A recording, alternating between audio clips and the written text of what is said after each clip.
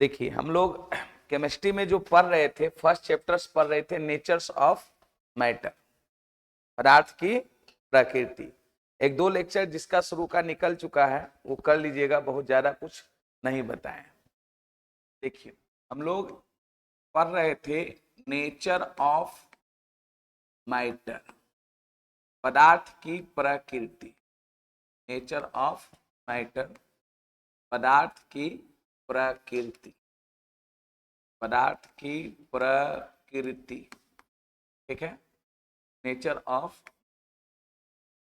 देखिए इसमें जो हम लोग पढ़ रहे थे वो क्लासिफिकेशन ऑफ मैटर्स के बारे में, पदार्थ का वर्गीकरण। प्रीवियस क्लास केमिस्ट्री में आप लोग थे, कितने लोग थे प्रीवियस क्लास केमिस्ट्री में? तो 3 बच्चे थे। तो थोड़ा सा एक बार हम उसको क्विक एक रिवीजन कर देते हैं। टॉपिक इसमें चल रहा था पदार्थ का वर्गीकरण। क्या चल रहा था? पदार्थ का वर्गीकरण, समझिएगा, है ना। Classification, classification, classification of matter, पदार्थ का वर्गीकरण। क्लासिफिकेशन ऑफ मैटर, पदार्थ का वर्गीकरण, ये टॉपिक आपका इसमें हम पढ़ा रहे थे। इसमें आपको बताया गया था कि पदार्थ को जो बांटा गया है मैटर को, देखिए थोड़ा सा क्लासिफिकेशन यहाँ पे हम समझा देते हैं। जैसे मान लीजिए ये पदार्थ है, पदार्थ कहने का मतलब मैटर, जो पहले वाला बच्चा होगा उसको लिखा हुआ, ठीक है। इस पदार्थ को 2 भागों में बांटा गया, ठीक है ना। पहला को हम लोग बोलते थे शुद्ध पदार्थ। कौन सा पदार्थ? शुद्ध पदार्थ। इंग्लिश में आप बोल सकते हैं प्योर मैटर। प्योर मैटर या सब्सटेंस, दोनों बात एक ही हुआ, प्योर मैटर। और दूसरा जो इसका है वो है अशुद्ध पदार्थ। दूसरा जो है क्या बाबू? अशुद्ध पदार्थ, इम्प्योर मैटर। इसको बोला गया है इम्प्योर मैटर, ठीक है। फर्दर आगे चल के हम आपको बताए होंगे कि शुद्ध पदार्थ को 2 भागों में बांटा गया है ना। एक बांटा गया है तत्व। एक क्या बाबू? तत्व। तत्व कहने का मतलब एलिमेंट, तत्व कहने का मतलब एलिमेंट। और दूसरा जो बांटा गया है वो है क्या? यौगिक। इंग्लिश में हम लोग बोलते हैं इसको कंपाउंड। ये सब कंपोनेंट के आधार पर है, क्लियर। अशुद्ध पदार्थ का ही दूसरा नाम जो है आपका मिश्रण है। अशुद्ध पदार्थ को ही हम लोग क्या कहते हैं? मिश्रण, मिक्सचर। अशुद्ध पदार्थ को ही हम लोग क्या कहते हैं? मिक्सचर। इस मिश्रण को 2 भागों में बांटा गया है। एक को बोलते हैं समांगी मिश्रण, एक को क्या बोलते हैं? समांगी मिश्रण। इंग्लिश में अगर इसको बोले तो होमोजीनियस, होमोजीनियस मिक्सचर, है ना। और दूसरे का नाम है विषमांगी मिश्रण। दूसरे का नाम है विषमांगी। आप डायग्राम बना सकते हैं ताकि आपको समझ में आ जाए। हेट्रोजीनियस, हेट्रोजीनियस मिक्सचर, विषमांगी मिश्रण। फर्दर में आपको बताया था कि तत्व को 3 भागों में बांटा गया है। तत्व को कितने भागों में? 3 भागों में। एक को बोलते हैं धातु। एक को क्या बोलते हैं? धातु। इंग्लिश में क्या बोलेंगे इसको? मेटल्स। दूसरा होता है उपधातु। दूसरा क्या होता है? उपधातु, मेटोलाइट्स, मेटोलाइट्स। और एक होता है अधातु, नॉन मेटल। ये सब कंपोनेंट के आधार पर पदार्थ का वर्गीकरण था। किसके आधार पर? कंपोनेंट के आधार। जो नहीं आए हैं वो लिख लीजिए ताकि आपको थोड़ा सा समझने में दिक्कत नहीं हो। बाकी जो आए हैं उसको लिखा हुआ लिखिए। सबसे पहला चैप्टर इसमें केमिस्ट्री में हम लोग पढ़ रहे थे नेचर ऑफ मैटर, पदार्थ की प्रकृति। उसमें हम लोग पढ़े हैं, है ना, पदार्थ का वर्गीकरण, क्लासिफिकेशन ऑफ मैटर, है ना। तो पदार्थ को दो भागों में बांटा गया, एक को बोलते हैं जनाब शुद्ध पदार्थ और दूसरे को अशुद्ध पदार्थ। एक को प्योर मैटर बोलेंगे, दूसरे को इम्प्योर मैटर। शुद्ध पदार्थ को फर्दर दो भागों में बांटा गया, एक तत्व और दूसरा क्या, यौगिक। एक तत्व और दूसरा क्या, यौगिक। तत्व कहने का मतलब एलिमेंट हो गया, यौगिक कहने का मतलब कंपाउंड हो गया। अशुद्ध पदार्थ का ही दूसरा नाम है मिक्सचर, मिश्रण। देखते हैं हम लोग मिश्रण का डिफिनेशन पढ़ते हैं तो बोलते हैं मिश्रण वह अशुद्ध पदार्थ है ना। तो अशुद्ध पदार्थ का ही दूसरा नाम क्या है, मिक्सचर, मिश्रण। मिश्रण को फर्दर दो भागों में बांटा गया है, एक समांगी मिश्रण, दूसरा विषमांगी मिश्रण, ठीक है। और तत्व को फर्दर तीन भागों में बांटा गया है, एक को बोलते हैं धातु, मेटल्स, दूसरा अधातु, नॉन मेटल्स, और एक क्या, उपधातु, मेटोलाइट्स। ये पदार्थ का वर्गीकरण है कंपोनेंट के आधार पर। कंपोनेंट कहने का मतलब अवयव के आधार पर। किसके आधार पर, अवयव के आधार। क्लियर। अब देखिए हम लोग तत्व और यौगिक की चर्चा प्रीवियस लेक्चर में हम लोग कर चुके है ना। थोड़ा सा बस हम इसको रिवीजन कर सकते हैं, देते हैं, और बाकी आपको जो छूट गया है तो आप लिख लीजिएगा, कोई बहुत बड़ी चीजें नहीं। अब ऐसा नहीं है कि पीछे वाला पढ़ाने लगेंगे तो फिर आगे क्या पढ़ाएंगे, है ना। तो तत्व का हम लोग चर्चा प्रीवियस लेक्चर में किए थे कि तत्व क्या है, एलिमेंट क्या है। तो बोले थे तत्व वह शुद्ध पदार्थ है ना। तत्व वह शुद्ध पदार्थ है जिसे किसी भी ज्ञात भौतिक या रासायनिक विधि द्वारा दो या दो से अधिक पदार्थों में विभक्त नहीं किया जा सकता, नहीं किया जा सकता। ये ना हम लोग एलिमेंट का डेफिनेशन पढ़ते हैं कि तत्व वह शुद्ध पदार्थ है जिसे किसी भी ज्ञात भौतिक या रासायनिक विधि, फिजिकल या केमिकल, कोई भी आपके नॉलेज में है ना फिजिकल और केमिकल विधि है तो उसके द्वारा हम लोग इसको दो या दो से अधिक पदार्थों में विभक्त नहीं कर सकते। जैसे सोडियम एक तत्व है, कार्बन एक तत्व है, ऑक्सीजन एक तत्व है, नाइट्रोजन एक क्या है, तत्व है। इसमें दो तीन गो पॉइंट हम लोग लिखे थे। पहला पॉइंट लिखे थे क्या, कि अभी तक प्रकृति में लगभग 114 से 116 एलिमेंट की खोज हो चुकी है। अभी तक इस नेचर में टोटल कितना, 114 से 116 एलिमेंट की खोज हो चुकी है, जिसमें 92 मतलब 92 तत्व जो होता है प्रकृति में या तो मुक्त अवस्था या संयुक्त अवस्था में पाए जाते हैं। कभी कभी क्वेश्चन ऐसा भी पूछता है कि मुक्त अवस्था में पाए जाने वाली धातु कौन सी है, पूछता है। मेटल्स, नॉन मेटल्स में ये सब चीजों को पढ़ाएंगे। बहुत सारे एलिमेंट ऐसे हैं जो फ्री स्टेट में पाए जाते हैं, स्वतंत्र अवस्था में। बहुत सारे एलिमेंट ऐसे हैं जो कंबाइंड स्टेट में पाए जाते हैं। तो जिसमें 92 तत्व ही प्रकृति में मुक्त अवस्था या संयुक्त अवस्था में पाया जाता है। बाकी शेष तत्वों को कृत्रिम तरीके से, मतलब आर्टिफिशियल तरीके से प्रयोगशाला में क्या किया गया है, बनाया गया। हम लोग बहुत सारे एलिमेंट नेचर में पाया नहीं गया, उसको क्या किया गया है, बनाया गया, है ना। उसके बाद हम लोग पढ़े थे क्या, कि कोई भी तत्व जो होता है एक ही प्रकार के परमाणुओं के मिलने से बनता है या एक ही परमाणु संख्या वाले परमाणुओं के मिलने से बनता है। जैसे मान लिया सोडियम एक तत्व है, मैं एक बात कहता हूं, तो सोडियम में सिर्फ क्या होंगे, सोडियम के परमाणु होंगे। ऐसा नहीं कि नाइट्रोजन के एटम। कार्बन एक तत्व है तो कार्बन में सिर्फ किसका परमाणु होंगे, कार्बन के परमाणु। बात समझ में आया। तो ये सारा चीज आपको एलिमेंट के बारे में हम लोग चर्चा किए थे। उसके बाद हम लोग कुछ भूपरपट्टी में पाए जाने वाले तत्वों की प्रतिशत मात्रा लिखाए थे।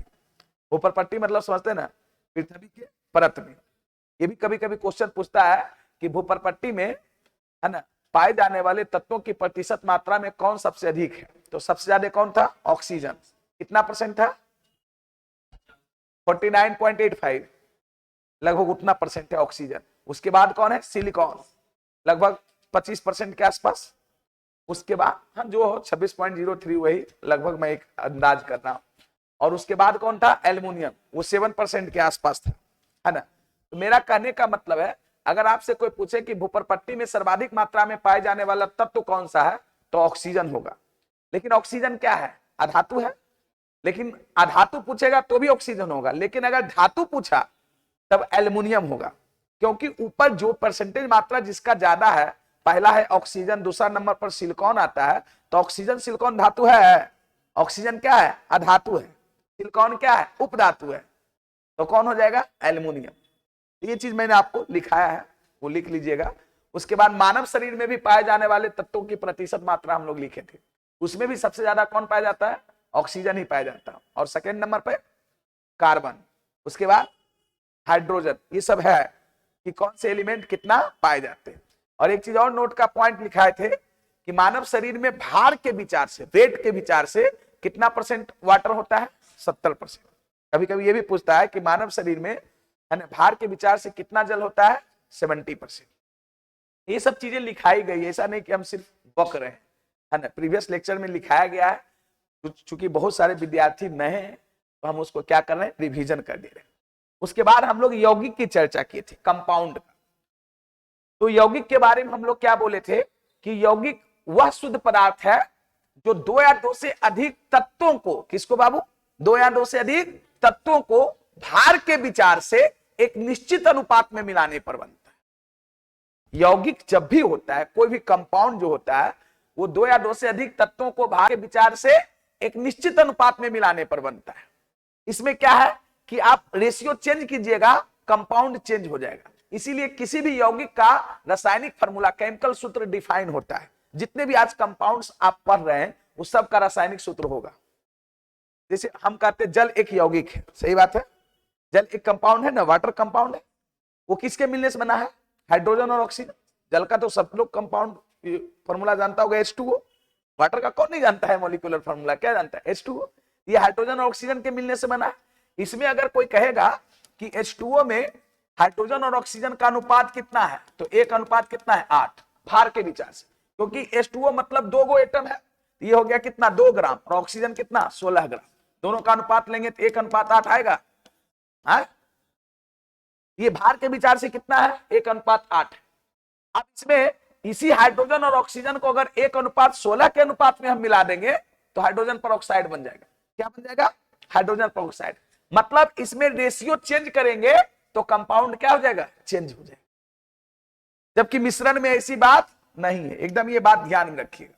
तो हम लोग यौगिक का डिफिनेशन दिए थे कि यौगिक वह शुद्ध पदार्थ है जो 2 या 2 से अधिक तत्वों को भार के विचार से एक निश्चित अनुपात में मिलाने पर बनता है। जैसे वाटर यौगिक है, कार्बन डाइऑक्साइड यौगिक है, कैल्शियम कार्बोनेट यौगिक है ना, हाइड्रोजन पेरोक्साइड यौगिक है, बहुत सारे, सोडियम क्लोराइड एक यौगिक है ना। उसके बाद हम लोग यौगिक का गुण लिखे थे, प्रॉपर्टीज, याद है आप लोग को? लिखाए थे, याद किए हैं? क्या है बताइए, यौगिक का गुण बताइए 4-5 बताइए। यही ना दिक्कत है, जो पढ़ाते हैं कम से कम जो सब्जेक्ट रहता है, जैसे आज केमिस्ट्री था तो पीछे क्या पढ़ाए हैं वो रिवीजन करके आपको आना चाहिए। ये काम टीचर पर छोड़ देते कि अच्छा सर रिवीजन करवाएंगे, तो ऐसे थोड़ा काम चलेगा। यौगिक का देखिए गुण हम क्या क्या था। पहला यौगिक का प्रॉपर्टी हम बताए थे कि यौगिक का जो गुण होता है उसके अवयवी तत्वों के गुण से अलग होता है। अवयवी तत्व मतलब कंपोनेंट, जिसके मिलने से वो यौगिक बना है। यौगिक का गुण उसके अवयवी तत्वों के गुण से हमेशा क्या होता है? अलग होता है। जैसे मैं एक एग्जांपल देता हूं, कार्बन और ऑक्सीजन को मिलाने से क्या बनता है? कार्बन डाइऑक्साइड, CO2 बनेगा। कार्बन और ऑक्सीजन को मिलाने पर क्या बनेगा? Carbon dioxide. कार्बन एक उदासीन होता है, ऑक्सीजन भी उदासीन होता है, न्यूट्रल होता है, लेकिन इन दोनों से बना कार्बन डाइऑक्साइड अम्लीय होता है। अम्लीय मतलब है ना, अम्लीय मतलब इसको अगर वाटर में डिजोल्व करेंगे तो अम्ल का निर्माण करेगा। CO2 का आप लोग को आगे पढ़ाएंगे क्या धातु का ऑक्साइड कैसे होते हैं? अम्लीय होते हैं। या ऐसे भी सोच के देखो, कार्बन स्वयं जलता है, मालूम है ना, ऑक्सीजन जलने में क्या करता है? सहायता करता है, लेकिन इन दोनों से बना प्रोडक्ट कार्बन डाइऑक्साइड आग को क्या करता है? बुझा देता है। मतलब यौगिक का जो गुण हुआ वो उसके अवयवी तत्व जिसके मिलने से यौगिक बना है उससे क्या हुआ? अलग हुआ। क्या उस पर निर्भर किया? जबकि अभी मिश्रण में मैं पढ़ाऊंगा ऐसी बात नहीं है। मिश्रण में अगर आप नमक पानी का मिश्रण बनाओगे, ऐसे नमक को टेस्ट करो या नमक पानी का मिश्रण बना के टेस्ट करो, वो नमकीन ही होगा। यानी नमक है ना उस मिश्रण में अपना गुण क्या रख रहा है? कायम रख रहा है। दूसरा हम लोग पढ़े थे क्या यौगिक में ही कि किसी भी यौगिक का द्रवनांक और क्वथनांक वो निश्चित होता है। किसी भी यौगिक का द्रवनांक और क्वथनांक क्या होता है? निश्चित होता है। मेल्टिंग पॉइंट और बॉइलिंग पॉइंट उसको बोलते हैं। जैसे वाटर एक यौगिक है तो वाटर का क्वथनांक कितना होता है? 100 डिग्री सेंटीग्रेड, सब लोग जानते हैं। बर्फ का गलनांक कितना होता है? 0 degree centigrade. NaCl sodium chloride का भी हम बताए थे, सोडियम क्लोराइड का गलनांक 815 डिग्री सेंटीग्रेड। सोडियम क्लोराइड साधारण नमक, साधारण नमक का मेल्टिंग पॉइंट 815 डिग्री सेंटीग्रेड है, तब तो लोग उसमें भूंजा भूंज लेता है। अरे नमक में भूंजा भूंजता है ना भाई, है? चीनी में भूंजा भूंजेगा? पिघल जाएगा तुरंत। नमक में भूंजा भूंजता है, क्यों? उसका मेल्टिंग पॉइंट बहुत ज्यादा है। मेल्टिंग पॉइंट समझते हो ना? नहीं तो आगे मैं पढ़ाऊंगा। गलनांक, इस ताप पर कोई वस्तु, है ना, गलना प्रारंभ कर दे को, उसका मेल्टिंग पॉइंट बहुत हाई होता है। तो किसी भी यौगिक का कोई भी कंपाउंड अगर है, उसका मेल्टिंग पॉइंट और बॉइलिंग पॉइंट क्या होगा? फिक्स होगा। बात समझे? उसके बाद बोले थे क्या कि यौगिक के अवयवी तत्वों को हम लोग सरल यांत्रिक विधि या भौतिक विधि द्वारा अलग नहीं कर सकते। कर सकते हैं? जल एक यौगिक है, हम जानते कि हाइड्रोजन ऑक्सीजन के मिलने से बना है, तो क्या उसको घर में हम लोग हाइड्रोजन ऑक्सीजन अलग कर लेंगे? संभव है? अगर ऐसा रहता तो कोरोना में कोई मरबे ना करता है। ऑक्सीजन की कमी हुई थी ना जी, है? वाटर है ये था, सब हाइड्रोजन ऑक्सीजन अलग अलग करता, ऑक्सीजन पर्याप्त मात्रा में, ऑक्सीजन की कमी ही नहीं होता। तो मेरा कहने का मतलब है कि यौगिक के अवयवी तत्वों को हम लोग सरल यांत्रिक विधि या भौतिक विधि द्वारा अलग नहीं कर सकते। उसको अलग करने के लिए रासायनिक विधि का हम लोग प्रयोग करते हैं। वाटर के अगर हाइड्रोजन और ऑक्सीजन को अलग करना है तो उसके लिए वाटर का इलेक्ट्रोलाइसिस कराना पड़ेगा, है ना। विद्युत अपघटन कराएंगे तो कैथोड पर क्या प्राप्त होगा? हाइड्रोजन, और एनोड पर क्या प्राप्त होगा? ऑक्सीजन। कैथोड विद्युत ऋणात्मक होता है, मालूम होनी चाहिए, और एनोड क्या होता है? विद्युत धनात्मक। तो हाइड्रोजन विद्युत धनात्मक है तो प्राप्त होगा कैथोड पर। कभी कभी यह भी पूछता है कि जल के अपघटन में हाइड्रोजन किस पर प्राप्त होता है? कैथोड पर, एनोड पर, इस तरीका से क्वेश्चन आपको देगा। तो हाइड्रोजन विद्युत धनात्मक है तो वो किस पर प्राप्त होगा? कैथोड पर। ऑक्सीजन विद्युत ऋणात्मक है तो किस पर प्राप्त होगा? एनोड पर। NaCl, अगर NaCl एक्वस फॉर्म है, एक्वस फॉर्म समझते हैं, जलीय अवस्था, उसका इलेक्ट्रोलाइसिस अगर कराएंगे तो सोडियम और क्या प्राप्त होगा? क्लोरीन प्राप्त होगा ना। तो सोडियम किस पर प्राप्त होगा? तो सोडियम विद्युत धनात्मक है कैथोड पर, क्लोरीन विद्युत ऋणात्मक है एनोड। ये सब चीज हम लोग पढ़े हैं। और यौगिक का एक गुण बोले थे कि किसी भी यौगिक के बनने में उष्मा का अवशोषण या उत्सर्जन होता है। किसी भी यौगिक के बनने में उष्मा का अवशोषण या उत्सर्जन होता है। मतलब यौगिक बनेगा तो उससे या तो हीट रिलीज होगा या हीट देना पड़ेगा। मैं एग्जांपल भी आपको लिखाया था, आगे चल के हम केमिकल रिएक्शन भी पढ़ेंगे। केमिस्ट्री में एक चैप्टर क्या है? Chemical reaction. उसमें पढ़ेंगे दो प्रकार की विक्रिया होती है, आप लोग भी जानते होंगे, उष्माक्षेपी और उष्माशोषी, एक्सोथर्मिक और इंडोथर्मिक। एक्सोथर्मिक और इंडोथर्मिक। एक्सोथर्मिक रिएक्शन क्या था? जिसमें उष्मा क्या होता है? निकलता है, और जिसमें उष्मा देना पड़ता है। तो यौगिक के बनने में भी उष्मा का अवशोषण या उत्सर्जन, ये सब प्रीवियस क्लास में हम तत्व और यौगिक के बारे में चर्चा कर चुके हैं। आज के क्लास में हम लोग किसकी चर्चा करेंगे? मिश्रण की। क्लियर? जिनका छूट गया हम समझा दिए, बाकी आप लिख लीजिएगा, ठीक है ना। उसको लिखने के लिए मैं आपको कल भी बताया था, हमारा एक यूट्यूब चैनल है ना। हाँ, कुछ नहीं, बस एक यूट्यूब चैनल है, अभी उस पर वीडियो फ्री ही मिल रहा है। यूट्यूब चैनल है पॉलीटेक्निक बाय अमरजीत सर करके यूट्यूब चैनल है, मेरा नाम पर ही है। इस तरीका से आप उस पर सर्च मारिएगा यूट्यूब पर, ये वीडियो मिल जाएगा, ठीक है ना। तो जिनका भी छूट गया है लेक्चर 1 लेक्चर 2 वो कर लीजिएगा। ये लेक्चर 3 है नेचर ऑफ मैटर का। बहुत ज्यादा पढ़ाई नहीं है, अभी तो थोड़ा धीरे धीरे चल रही है। अब हम लोग पढ़ेंगे किसके बारे में? मिश्रण के बारे में। चलिए यहाँ पे लिखिए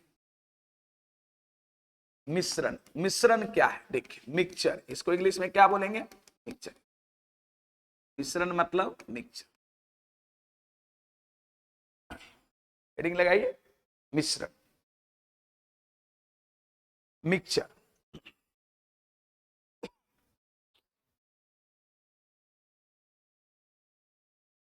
देखिए मिश्रण किसको कहते हैं, है ना।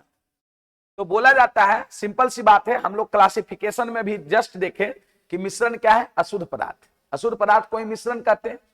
तो बोला जाता है मिश्रण, है ना, वह अशुद्ध पदार्थ है जो दो या दो से अधिक पदार्थों को, तत्व नहीं बोल रहे हैं, दो या दो से अधिक पदार्थों को किसी भी अनुपात में मिलाने पर बनता है।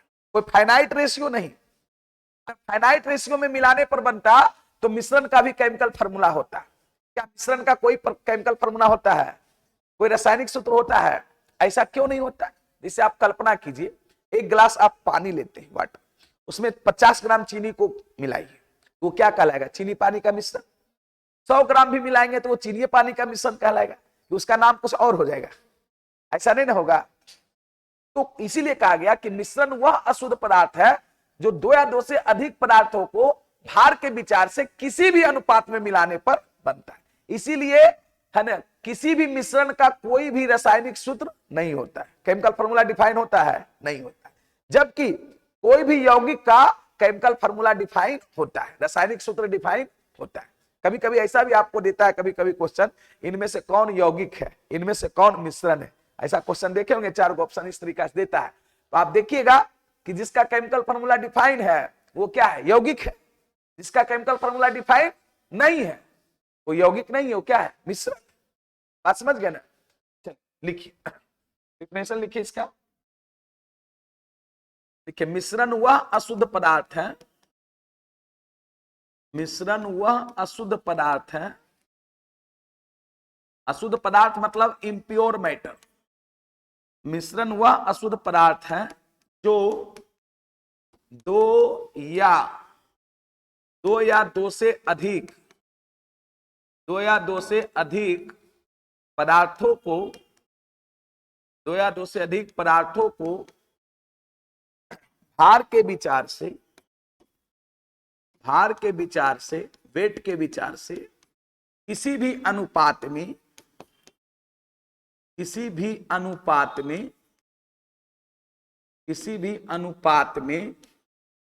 मिलाने पर बनता है ना? मिश्रण क्या है? मिश्रण वह अशुद्ध पदार्थ है जो दो या दो से अधिक पदार्थों को भार के विचार से किसी भी अनुपात में मिलाने पर बनता है। पैराग्राफ चेंज करके लिखिएगा, इसीलिए किसी भी मिश्रण का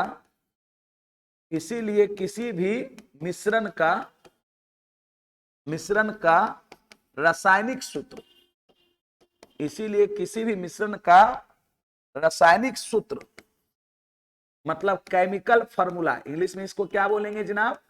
केमिकल फॉर्मूला। इसीलिए किसी भी मिश्रण का रासायनिक सूत्र परिभाषित नहीं होता। परिभाषित मतलब डिफाइन, परिभाषित नहीं होता। आज तक कोई मिश्रण का केमिकल फॉर्मूला पढ़े हैं? नहीं, ऐसा संभव है ही नहीं।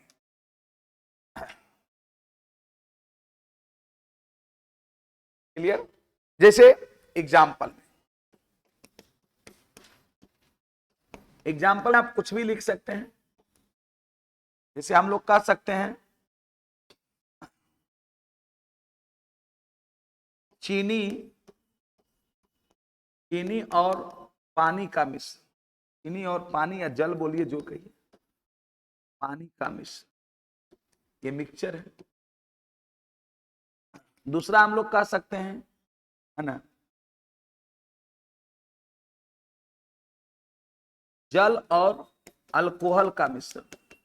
अल्कोहल समझता है ना? हाँ, शराब, अल्कोहल, जल और अल्कोहल का मिश्रण।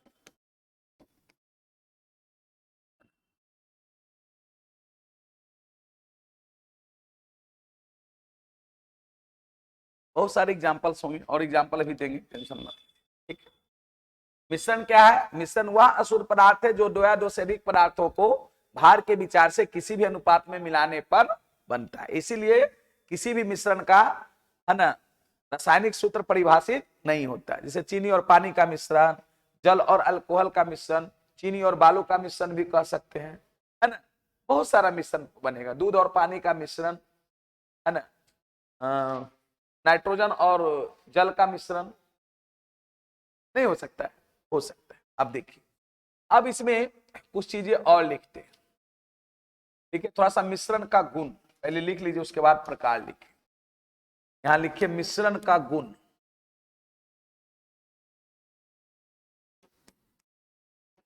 मिश्रण का गुण, properties. Properties of mixture. Properties of mixture, मिश्रण का।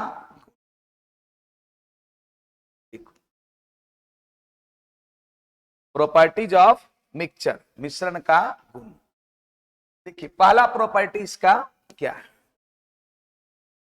तो हम लोग यौगिक में पढ़े थे कि यौगिक का गुण उसके अवयवी तत्वों के गुण पर निर्भर नहीं करता है।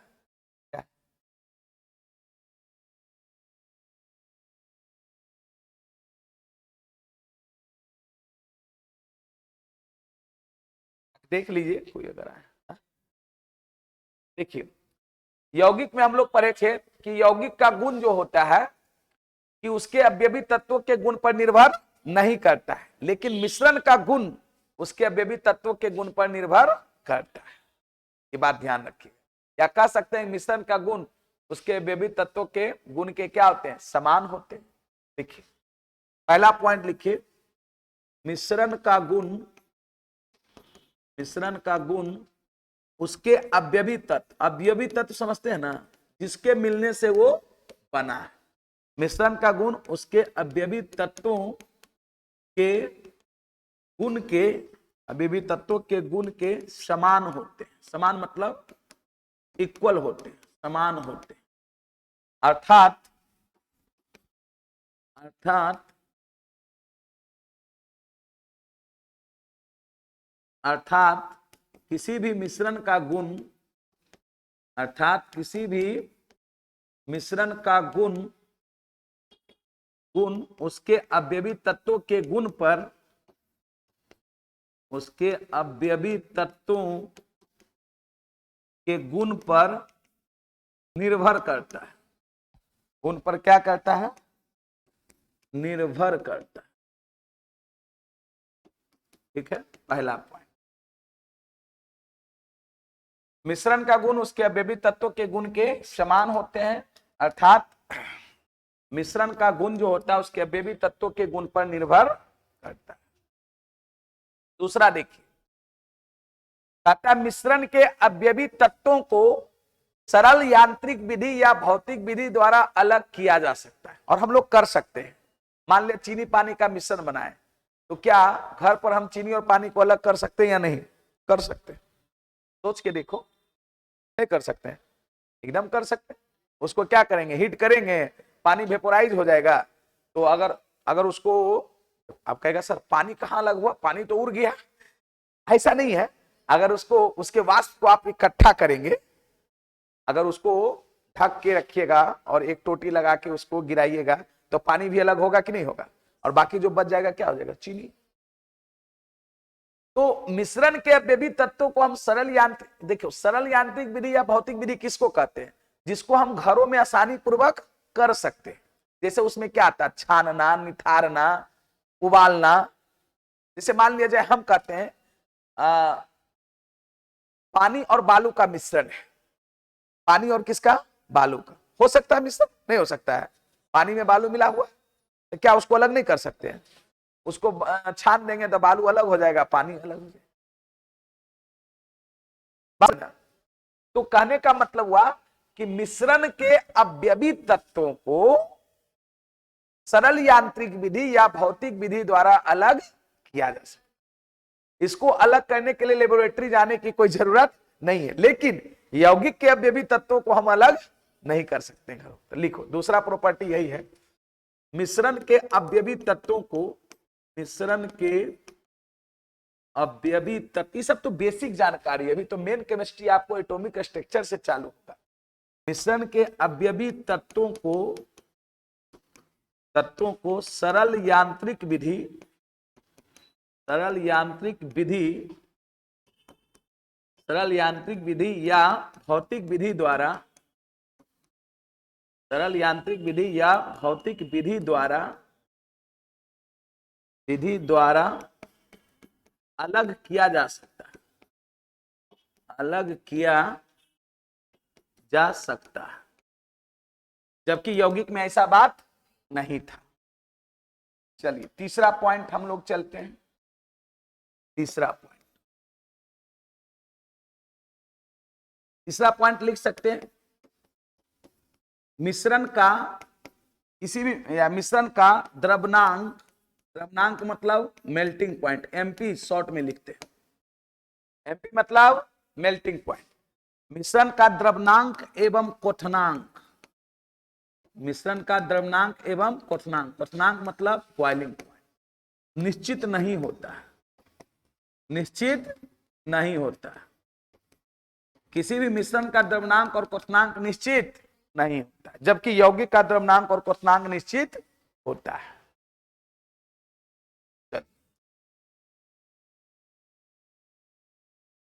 अगला पॉइंट हम लोग लिखेंगे, चौथा पॉइंट है, किसी भी मिश्रण के बनने में, किसी भी मिश्रण के बनने में, मिश्रण के बनने में ऊष्मा का अवशोषण, ऊष्मा का अवशोषण या उत्सर्जन, ऊष्मा का अवशोषण या उत्सर्जन नहीं होता है। ऐसा होता है? नहीं होता है। ना हीट रिलीज करता है, ना हीट देना पड़ता है। किसी भी मिश्रण के बनने में ऊष्मा का अवशोषण या उत्सर्जन, ये चार गो इसकी प्रॉपर्टी है।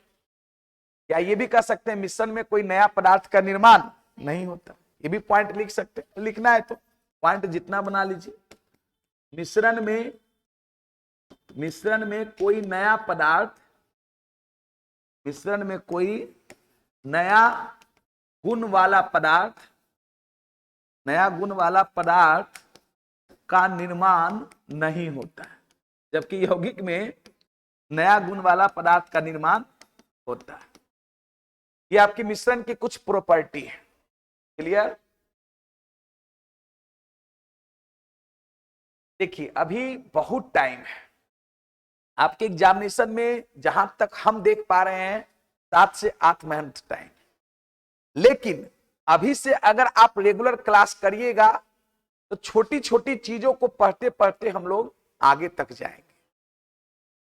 यही समय है सीखने का। लास्ट में जो बच्चा आता है, कुछ कुछ बच्चा को हम देखते हैं कि जब फॉर्म भर देगा तब वो खोजेगा कि कौन संस्था पॉलिटेक्निक पैरामेडिकल का तैयारी करा रहा है, उसके बाद वो आएगा। अब तुम ही खुद सोच के देखो कि 2-3 महीना में क्या पढ़ा देंगे। सिलेबस कितना है तुम जान रहे हो, पूरा फिजिक्स, केमिस्ट्री, मैथ, पॉलिटेक्निक वाला। आप पैरामेडिकल वाले तो और ज्यादा है, physics, chemistry, math, biology, Hindi, English, GK, क्या पढ़ा देगा 2 महीना। तो इसके लिए थोड़ा सा टाइम देना पड़ेगा। हाँ इतना जरूर कहेंगे, आप हमारे साथ 6 से 7 महीना जो ड्यूरेशन है, अगर आप टाइम देते हैं ईमानदारी पूर्वक, टाइम देने का मतलब हुआ कि जो पढ़ाएंगे उसको पढ़िए, रिवीजन कीजिएगा, आपकी रिजल्ट पक्का होगा। नहीं होगा ऐसा हो ही नहीं सकता, ईमानदारी पूर्वक पढ़ेगा तो, क्योंकि इतना आपको विस्तृत तरीका से पढ़ा देंगे कि अभी तो ये सब बेसिक बात बता रहे हैं। मेन केमिस्ट्री तो एटॉमिक स्ट्रक्चर से स्टार्ट होगा, इलेक्ट्रॉनिक कॉन्फ़िगरेशन करना सिखाएंगे, पीरियड, किसी भी एलिमेंट का पीरियड नंबर, ग्रुप नंबर निकालना सिखाएंगे, समस्थानिक, इंट्रोडक्शन में तो सारा चीज। आप इंट्रोडक्शन वीडियो देखे हमारा, हर एक सब्जेक्ट का इंट्रोडक्शन वीडियो हम बनाए हैं, केमिस्ट्री के भी सिलेबस का इंट्रोडक्शन, मैथ का भी और फिजिक्स का भी वीडियो अवेलेबल है, उसको देखिएगा, तब आपको समझ में आएगा कि कितना चीज पढ़ने का है और हम क्या जानते हैं, इस उसमें वो पता चलेगा। बाकी हम क्या बोले आपको। चलिए तो ये मिश्रण की 4 गो प्रॉपर्टी थी। अब थोड़ा सा मिश्रण के प्रकार में आइए। मिश्रण के प्रकार, मिश्रण के प्रकार, टाइप्स ऑफ मिक्सचर। क्या बाबू? Types of mixture.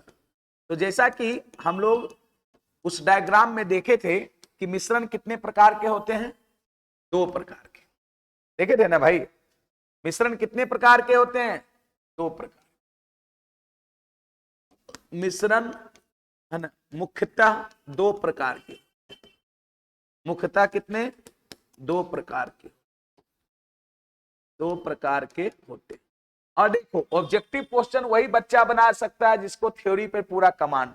ऑब्जेक्टिव तो कुछ भी कर देगा, कहेगा इनमें से कौन समांगी मिश्रण है, कौन विषमांगी मिश्रण है, उसको जानिएगा तब ना। पहला होता है कैसा, समांगी मिश्रण, पहला होता है समांगी मिश्रण, समांगी मिश्रण, होमोजीनियस, होमोजीनियस मिक्सचर,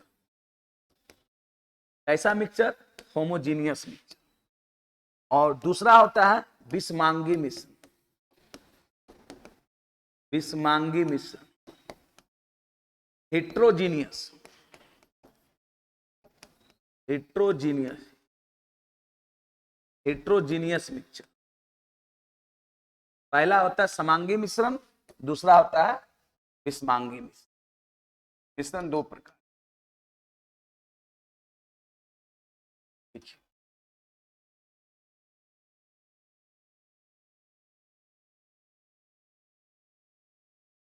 एक का नाम है समांगी मिश्रण, दूसरा का नाम क्या है, विषमांगी मिश्रण। ठीक है,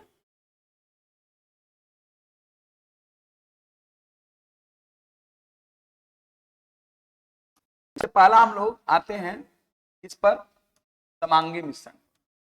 सबसे पहला किस पर, समांगी मिश्रण। देखो किसको कहते हैं समांगी मिश्रण, इसको किसी को आता है, समांगी मिश्रण किसको कहेंगे बताओ। हाँ क्या हो, कंपोजिशन सेम हो, मतलब मिलावट सेम हो, जिसको हम अलग नहीं कर सकते, ऐसा कोई बात हो। अच्छा ये बताओ, चीनी और पानी का मिश्रण कैसा है, विषमांगी है। आप देखिए, अब यही तो आप कंफ्यूज हैं, समांगी है कि विषमांगी है, क्यों, क्योंकि आप उसका डिफिनेशन नहीं जान रहे, मिल जाता है इसलिए। देखिए सिंपल सा एक डिफिनेशन है, वैसा मिश्रण जिसमें मिश्रण का अवयवी तत्व संपूर्ण मिश्रण में एक समान अनुपात में उपस्थित हो। एक समान अनुपात का मीनिंग समझे, जैसे मैं चीनी पानी का मिश्रण बनाया, अगर चीनी पानी में पूरा घुला हुआ है तो हम उस मिश्रण को कहीं से भी टेस्ट करेंगे तो सभी जगह मिठास क्या होगी, सेम होगी। इसका कहने का मतलब कि चीनी के जो पार्टिकल्स है वो पूरे पानी में एक समान अनुपात में उपस्थित है। अगर सेम नहीं होता, कहीं का ज्यादा मीठा रहता कहीं का कम, तो हम कहते क्या कि ये समांगी मिश्रण नहीं है। अब कोई बच्चा कहेगा नो सर, लास्ट में पीते हैं ना तो जरा मीठा ज्यादा लगता है, तो वो तभी लगता है जब चीनी पानी में पूर्णतः नहीं घुलता है, पूर्णतः नहीं घुलता है। आगे चल के सोलेबिलिटी की भी हम लोग बात करेंगे। ऐसा थोड़ा कि एक गिलास पानी में आप 200 ग्राम चीनी डालिएगा तो घुल जाएगा, अरे जितना घुलने की क्षमता रहेगा वही ना घुलेगा, बात समझ। तो सोल्युबिलिटी आगे चल के हम लोग पढ़ेंगे सोल्यूशन में एक टॉपिक है कौन, विलेयता। विलेयता एक सोल्युबिलिटी टॉपिक है, उसमें मैं आपको पढ़ाऊंगा कि किसी निश्चित ताप और दाब पर 100 ग्राम विलायक में घुलने वाले विलय की अधिकतम मात्रा को उस विलय पदार्थ की उस विलायक में विलेयता कर। अलग अलग पदार्थों की अलग अलग है ना, पदार्थ में विलेयता क्या होती है, अलग अलग, तो वो बात अलग है। मेरा कहने का मतलब समांगी मिश्रण किसको कहेंगे, तो वैसा मिश्रण जिसमें, वैसा मिश्रण जिसमें मिश्रण के अवयवी तत्व संपूर्ण मिश्रण में, मतलब पूरे मिश्रण में एक समान अनुपात में उपस्थित होंगे।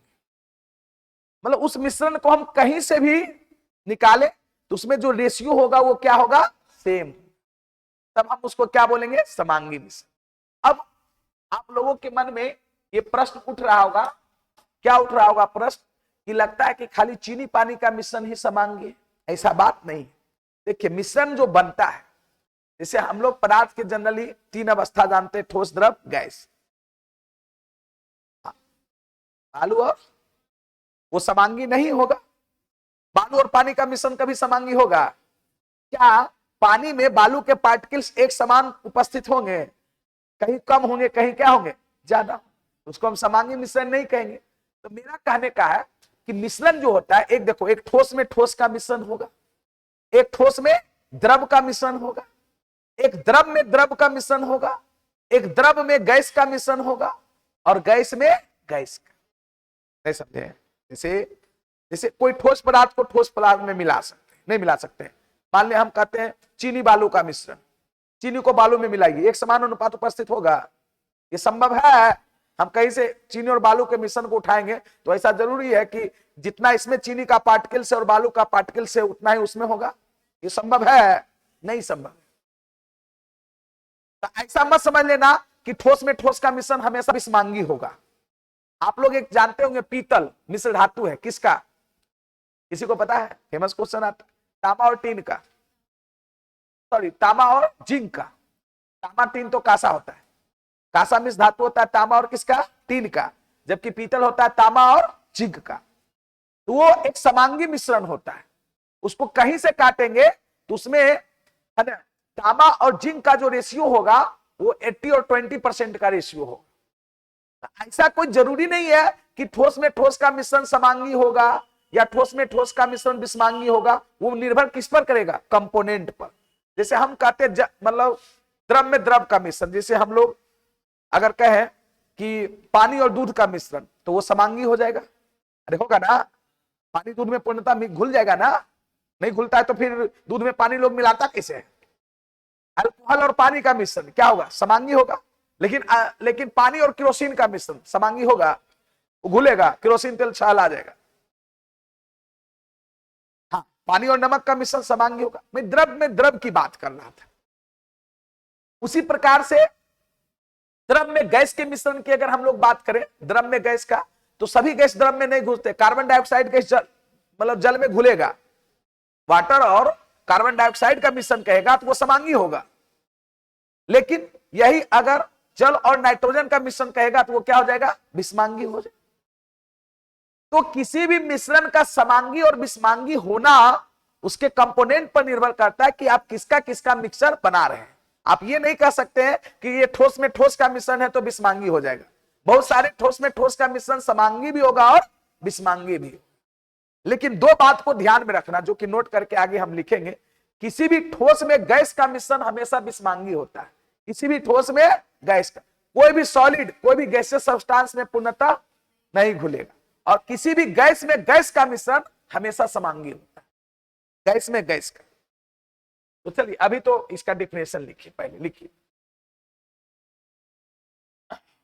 समझ में कुछ आया जो बातें समझाएं? लिखो, समांगी मिश्रण किसको कहते हैं? लिखेगा वैसा मिश्रण, वैसा मिश्रण, वैसा मिश्रण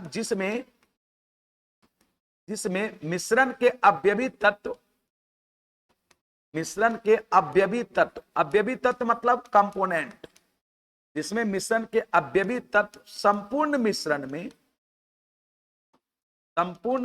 में एक समान अनुपात, संपूर्ण मिश्रण में एक समान अनुपात में उपस्थित होते हैं, एक समान अनुपात में उपस्थित होते हैं, क्या कहलाते हैं? समांगी मिश्रण का, समांगी मिश्रण कहलाते, समांगी मिश्रण।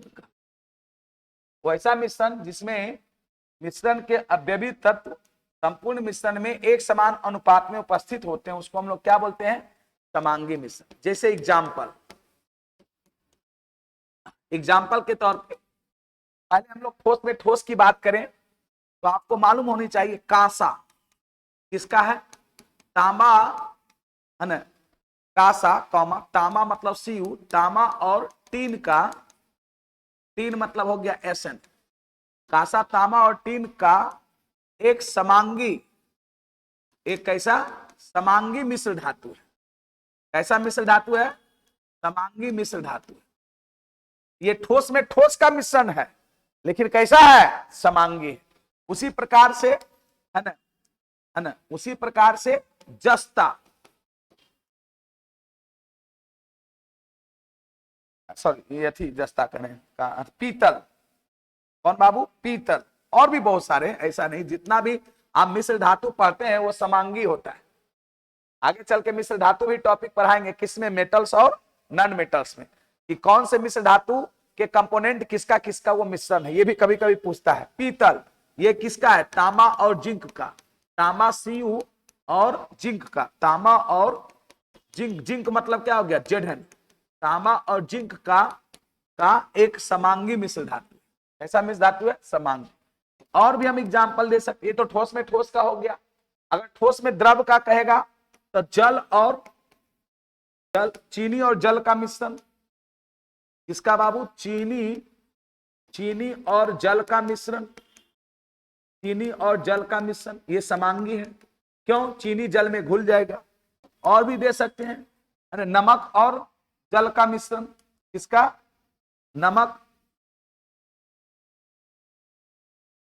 ये हो गया नमक और जल का मिश्रण, जल का मिश्रण, ये समांगी हो गया। ये हो गया ठोस में द्रव का मिश्रण, नहीं हो गया, ये ठोस और ये क्या है, द्रव है। और एग्जाम्पल हम लोग दे सकते हैं, अगर द्रव में द्रव का कहेगा तो जल और पानी और दूध का मिश्रण, किसका मिश्रण, पानी और, हाँ, पानी और दूध का मिश्रण, दूध का मिश्रण, ये भी समांगी होता है क्योंकि पानी दूध में। और जैसे कह सकता है जल और अल्कोहल का मिश्रण, जल और अल्कोहल, अल्कोहल मतलब हो गया शराब, अल्कोहल का मिश्रण, ये भी समांगी होता है। ये भी क्या होता है, समांगी। ये क्या हुआ, द्रव में द्रव का मिश्रण हुआ। ये क्या था, ठोस में ठोस का था। ये दोनों ठोस में ठोस का एग्जाम्पल था। ये ठोस में द्रव का, ये ठोस में द्रव का, ये द्रव में किसका, द्रव का। और भी एग्जाम्पल देते हैं, जैसे अगर द्रव में गैस का अगर बोले तो जल और CO2 का मिश्रण, CO2 का मिश्रण, CO2 मतलब कार्बन डाइऑक्साइड, ये समांगी मिश्रण होता है। जल में कार्बन डाइऑक्साइड गैस घुल जाता है, लेकिन यही नाइट्रोजन गैस कहेगा, हाइड्रोजन गैस होगा, नहीं घुलता। हाइड्रोजन गैस जल में घुलेगा, नहीं घुलेगा। इसका देखिए, इसका कारण और आगे चल के हम लोग पढ़ेंगे। एक केमिकल बॉन्डिंग में टर्म पढ़ेंगे, डायपोल मोमेंट, द्विध्रुव आघूर्ण। उससे क्या होता है, किसी भी कंपाउंड की पोलैरिटी निर्धारित होती है। क्या निर्धारित होती है, पोलैरिटी, ध्रुवीयता, कौन पोलर है कौन नॉन पोलर है। अगर आईएससी में आप पढ़े होंगे तो आप ये चीज जरूर पढ़ेंगे, पोलर डिजोल्व पोलर और non polar dissolve non polar. H2O जो होता है वो पोलर सॉल्वेंट होता है। H2O एक ध्रुवीय विलायक है। H2O जो वाटर जो हम लोग है वो ध्रुवीय विलायक है। उसमें नमक घुल जाएगा, CO2 घुल जाएगा, क्योंकि ये सब कैसा होता है ना, पोलर होता है। आप समझ गए ना। तो चलिए, तो ये तो हो गया जल और CO2। और भी अगर हम लोग गैस में गैस का मिश्रण कहेंगे तो ऑक्सीजन, ऑक्सीजन और नाइट्रोजन का मिश्रण, ऑक्सीजन और किसका, नाइट्रोजन का मिश्रण। ये गैस में गैस का मिश्रण, ऑक्सीजन मतलब O2, ऑक्सीजन और नाइट्रोजन का मिश्रण, ये समांगी मिश्रण होगा। नाइट्रोजन मतलब N2 का मिश्रण, ये समांगी होगा। अच्छा, एक चीज और जानो, हम लोग पढ़ते हैं, नोट करके हम लोग यहां एक चीज लिख रहे हैं, वायु क्या है, वायु मिश्रण है कि यौगिक है, वायु वायु वायु एयर मिश्रण है ना। वायु विभिन्न गैसों का एक समांगी मिश्रण है, ये भी जानिए। और उसमें सबसे ज्यादा कौन होता है, नाइट्रोजन। ये भी क्वेश्चन पूछा हुआ है कि वायुमंडल में नाइट्रोजन की प्रतिशत मात्रा कितने लोगों को आता है, वायुमंडल में नाइट्रोजन कितना परसेंट है, 78, एग्जैक्टली सही। ये क्वेश्चन बिहार पॉलिटेक्निक में एक बार पूछा था कि वायुमंडल में नाइट्रोजन की प्रतिशत मात्रा क्या, 78%। सबसे ज्यादा वायुमंडल में नाइट्रोजन ही है, उसके बाद ऑक्सीजन लगभग 21%, उसके बाद कौन है, ऑक्सीजन। कार्बन डाइऑक्साइड तो मात्र 0.03%। बाकी और भी अन्य गैसें हैं। तो लिखिए वायु। अच्छा, कि कुछ लोगों को बच्चे क्लास में, जब बच्चे 4-5 में रहते हैं, उसे बोलते हैं कि वायु का फॉर्मूला बताओ, तो बोलता है O2। O2 वायु का फॉर्मूला, वो तो ऑक्सीजन का सूत्र है। वायु का कोई फॉर्मूला होगा, एयर का कोई फॉर्मूला होगा, क्यों, क्योंकि ये मिश्रण है, मिश्रण का कोई केमिकल फॉर्मूला नहीं होता है। तो लिखिए वायु विभिन्न गैसों का, वायु विभिन्न गैसों का एक समांगी मिश्रण होता है। वायु विभिन्न गैसों का एक समांगी मिश्रण, होमोजीनियस मिक्सचर। वायु विभिन्न गैसों का एक समांगी मिश्रण, होमोजीनियस मिक्सचर होता है, जिसमें सबसे अधिक कौन? नाइट्रोजन। ये भी याद रखिएगा, एकदम पूछा हुआ क्वेश्चन है। इसमें सबसे अधिक नाइट्रोजन 78%, इसमें सबसे अधिक नाइट्रोजन मतलब N2 है ना 78% है ना। ऑक्सीजन मतलब क्या हो गया? O2 कितना परसेंट? 21%। कार्बन डाइऑक्साइड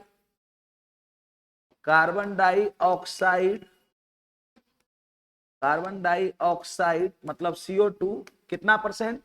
0.03% उपस्थित होता है। और भी गैस होता है, अन्य गैसें और बाकी होगी।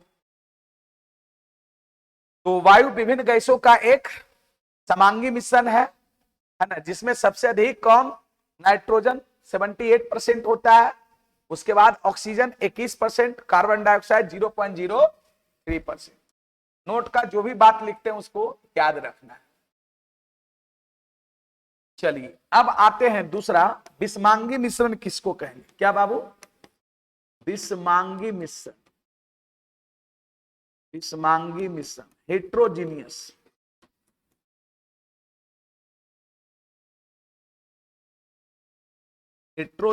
मिक्सचर। विषमांगी मिश्रण, देखिए हेट्रोजीनियस मिक्सचर क्या है, विषमांगी मिश्रण किसको कहते हैं? तो कहते हैं क्या, इसका डिफिनेशन क्या हो जाएगा, सोच के देखिए। विषमांगी मिश्रण वैसा मिश्रण जिसमें मिश्रण के अवयवी तत्व संपूर्ण मिश्रण में एक समान अनुपात में उपस्थित नहीं होते। बस सिंपल सी बात लिखिए, वैसा मिश्रण जिसमें मिश्रण के अवयवी तत्व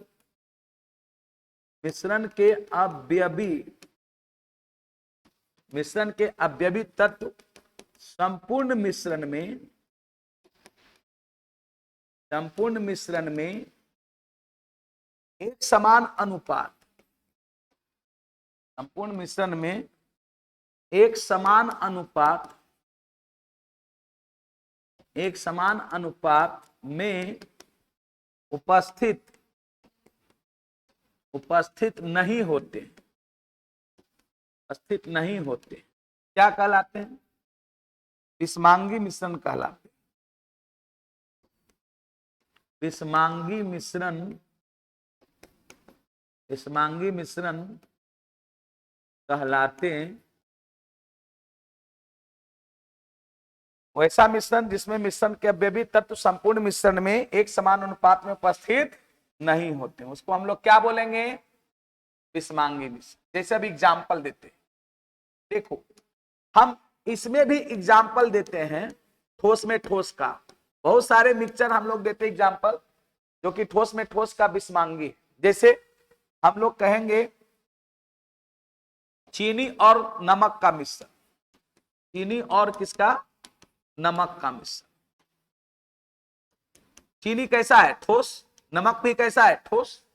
ये ठोस में ठोस का मिश्रण है, बट ये क्या है? विषमांगी। ऐसा आप नहीं कह सकते कि ठोस में ठोस का मिश्रण हमेशा विषमांगी होगा। एक एग्जाम्पल ऊपर दिए थे कि ठोस में ठोस का मिश्रण समांगी भी था, वो कंपोनेंट पे निर्भर करता है। दूसरा हम लोग मान लीजिए ठोस में ठोस का दिए, हाँ, ठोस में द्रव का अगर कहिएगा तो कहिएगा बालू मतलब सैंड्स हो गया, बालू और पानी का मिश्रण, ये विषमांगी होगा। द्रव में द्रव की बात कहिएगा, द्रव की बात तो हम लोग कह देंगे हाँ, पानी और केरोसिन तेल का मिश्रण, जल वही हो गया पानी, जल और केरोसिन का मिश्रण, केरोसिन तेल का मिश्रण, ये क्या हो जाएगा, बिस्मांगी हो जाएगा। और अगर द्रव का गैस के साथ कहिएगा तो जल और नाइट्रोजन का मिश्रण, जल में नाइट्रोजन गैस नहीं घुलता है, जल और नाइट्रोजन का मिश्रण N2 का मिश्रण, ये कैसा हो जाएगा, बिस्मांगी हो जाएगा। लेकिन इसमें कोई गैस में गैस का एग्जाम्पल नहीं दे सकते, कोई भी गैस किसी भी गैस में क्या होगा, घुल जाएगा। किसी भी गैस में गैस का मिश्रण हमेशा क्या होता है, समांगी। तो किसी भी मिश्रण का समांगी और विषमांगी होना, ये मिश्रण के कंपोनेंट पे निर्भर करता है, किसको किसमें आप मिला रहे हैं। इससे आप ये अंदाजा नहीं लगा सकते हैं कि ये ठोस में ठोस का मिश्रण है तो विषमांगी हो जाएगा, या द्रव में द्रव का मिश्रण है तो समांगी हो जाएगा, ऐसा कोई बात नहीं है ना। मैंने आपको बहुत सारा एग्जाम्पल इसमें दिया है, लेकिन नोट करके एक पॉइंट आपको यहां पे लिख रहा हूं कि किसी भी गैस में गैस का मिश्रण हमेशा समांगी होगा। कोई भी गैस किसी भी गैस में पूर्णतः घुल जाएगी, जबकि किसी ठोस में गैस का मिश्रण हमेशा क्या होगा, विषमांगी। तो लिखे नोट का पॉइंट,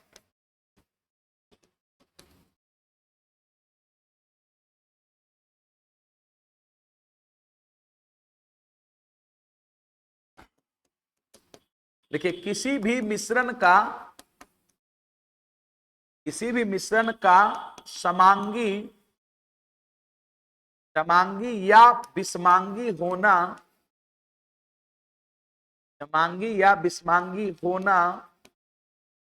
मिश्रण के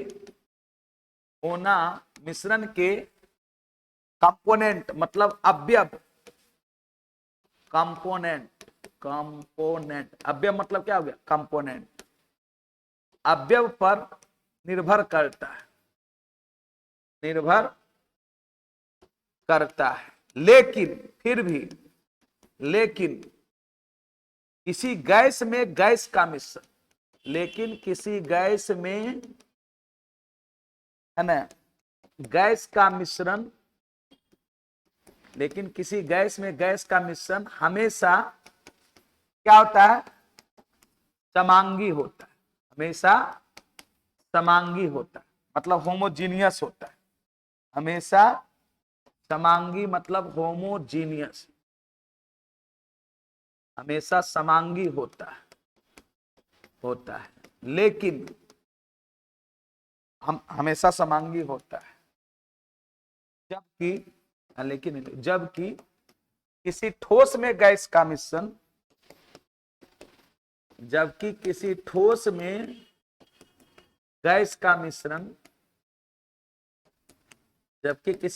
में गैस का मिश्रण हमेशा विषमांगी होता,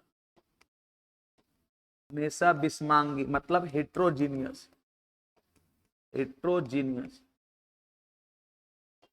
हमेशा विषमांगी।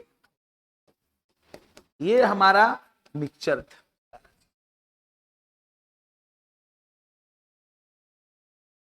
समझ में आया बात?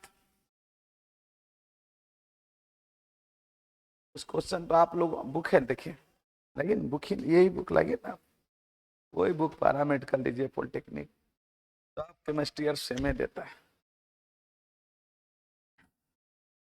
दिया।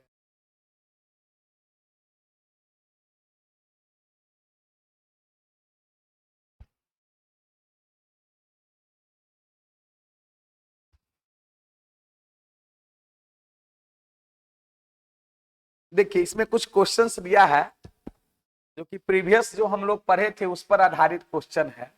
कुछ क्वेश्चन देखिए आपको मैं करवाता हूं, आज के क्लास का नहीं और भी है, कुछ क्वेश्चन है देखिए। जैसे इसमें होमोजीनियस हेट्रोजीनियस की तो बात नहीं किया है, सिर्फ बोला जैसे विरंजक चूर्ण क्या है, ऐसा आपको दे दिया है, विरंजक चूर्ण, इंग्लिश में इसको क्या बोलते हैं, ब्लीचिंग पाउडर, नाम सुना है, विरंजक चूर्ण है, देखिए ऑप्शन में आपको दिया है तत्व, दूसरा में दिया है यौगिक, तीसरा में दिया है मिश्रण, और डी में दिया है इनमें से कोई नहीं, नन। तो क्या है ये बताइए? मिश्रण है। विरंजक चूर्ण क्या है? यौगिक है, ब्लीचिंग पाउडर है ना। पाउडर से मतलब नहीं, देखिए इसका नाम चूर्ण है, इसका फॉर्मूला जो होता है विरंजक चूर्ण का फॉर्मूला जो होता है वो होता है CaOCl होल Cl, या इसी को हम लोग ऐसे भी लिखते हैं CaOCl2। विरंजक चूर्ण का यही फॉर्मूला होता है। आगे चल के हम ये पढ़ेंगे है ना, मेटल्स नॉन मेटल्स में कभी कभी ये भी पूछता है कि इसको बनाया कैसे जाता है। तो जब शुष्क बुझे हुए चूने पर 40 डिग्री सेंटीग्रेड पर क्लोरीन गैस प्रवाहित की जाती है तो विरंजक चूर्ण बनता है। तो विरंजक चूर्ण का फॉर्मूला, जब जैसे तुम जानो कि विरंजक चूर्ण का फॉर्मूला होता है तो मतलब ये यौगिक है, फॉर्मूला नहीं होता तो यौगिक नहीं। जैसे दूसरा दिया है आपको क्वेश्चन कि बारूद, क्या लिखा है ना, बारूद है। ये भी ऑप्शन में दिया वही चारों ऑप्शन है, तत्व, ऑप्शन बी में दिया है यौगिक है ना, ऑप्शन सी में दिया है मिश्रण, और तीसरा में डी में दिया है नन। तो ये क्या होगा? यौगिक नहीं, ये मिश्रण है। बारूद मिश्रण होता है, इसमें सोडा नाइट्रोजन ये सब मिलाया जाता है। तो बारूद क्या है? बारूद का फॉर्मूला आज तक पढ़े हैं। विरंजक चूर्ण का तो फॉर्मूला होता है, ये यौगिक है। जिसका केमिकल फॉर्मूला डिफाइंड वो यौगिक, जिसका केमिकल फॉर्मूला डिफाइंड नहीं वो मिश्रण। अब बाकी तत्व जैसे कोई एलिमेंट अगर सोडियम हो गया, पोटेशियम हो गया, तो वो सब तत्व हो। ये सब देखिए यहीं पर क्वेश्चन देखिए दिया है और भी, H2O और H2O2 का बनना किस नियम का पालन करता है? ये तो बताए थे, अस्थिर अनुपात नियम, गुणित अनुपात नियम, दोनों नियम इनमें से कोई नहीं, गुणित अनुपात नियम बताए हुए क्वेश्चन। तो ये सब क्वेश्चन आपको मिलेगा, अभी तो थोड़ा थोड़ा चीजें ही आपको पढ़ रहे हैं। ये तो आज का जो पढ़े हैं उसमें है एक क्वेश्चन, एक जो ये दिया गया है आपको, देखिए आपको यहाँ क्वेश्चन कर रहा है H2O मतलब जल तथा H2O2 का बनना किस नियम का पालन कर, किस नियम का पालन करता है? आप first lecture nature of matter का मेरा देख लीजिएगा, आप देखिएगा ये चीज हम करवाए हुए कि रासायनिक संयोग के दो नियम होते, एक स्थिर अनुपात का नियम, दूसरा गुणित अनुपात का नियम। गुणित अनुपात का नियम क्या कहता है? गुणित अनुपात का नियम 1803 ईस्वी में जॉन डाल्टन दिए थे। इस नियम के अनुसार जब दो तत्व परस्पर संयोग करके दो या दो से अधिक यौगिक बनाते हैं तो उनमें से एक तत्व का भिन्न भिन्न भाग जो दूसरे तत्व के एक निश्चित भाग से संयोग करते हैं परस्पर सरल अनुपात में होते हैं। उसमें कहता था कि सर क्वेश्चन कैसा पूछेगा, तो देखो पूछा है ना, पहला ऑप्शन में इसमें दिया है अस्थिर अनुपात का नियम, ऑप्शन ए में दिया है अस्थिर अनुपात का नियम, इसको इंग्लिश में बोलते हैं law of constant proportional. Option B में दिया है गुणित अनुपात का नियम, गुणित अनुपात का नियम। तीसरा में दिया है दोनों नियम, दोनों नियमों का, मतलब स्थिर और ऊपर दोनों नियमों का, स्थिर और गुणित दोनों का, दोनों नियमों का। और ऑप्शन डी में दिया है इनमें से कोई नहीं। तो कौन होगा? गुणित अनुपात। CO और CO2 का बनना गुणित अनुपात, NO और NO2 का बनना गुणित अनुपात। ये सब आपको आप पढ़ते जाइए ना, क्वेश्चन खुद बनते जाएगा। अब इसमें एक क्वेश्चन बना देता है कि ये कैसा मिश्रण है, तो समांगी विषमांगी, इस प्रकार का क्वेश्चन आपको मिलेगा।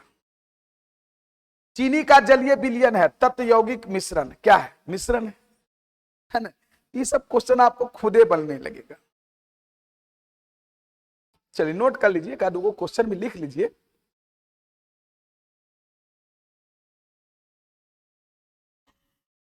चलिए आज मिश्रण तक आपका कंप्लीट हो गया, कोई दिक्कत? कल क्या पढ़ेंगे? मैथ।